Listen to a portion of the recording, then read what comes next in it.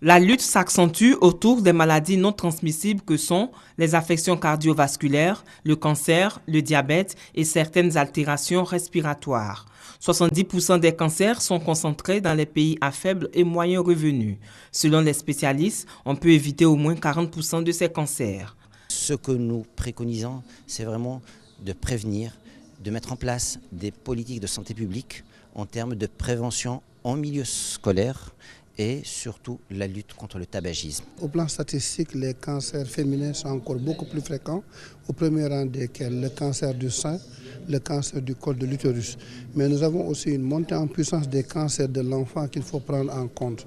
Pour la ministre de la Santé et de la lutte contre le sida, il faut intensifier la lutte et la prévention contre le cancer dans le monde. Nous avons de nombreux cas de cancer et que le cancer du sein est le premier cancer en Côte d'Ivoire chez la femme et le cancer du foie est le premier cancer chez l'homme. Alors c'est une maladie dont il faut vraiment s'occuper et parce que le coût est très élevé. 2 jours d'échanges meublés par des ateliers et conférences publiques. L'Atlas du cancer, un livre qui renferme toutes les dernières statistiques de l'OMS sur la pathologie, a été présenté par Raymond Goudou Kofi au cours de ses 4e rencontres de l'ALIAM, l'Alliance des ligues francophones, africaines et méditerranéennes contre le cancer.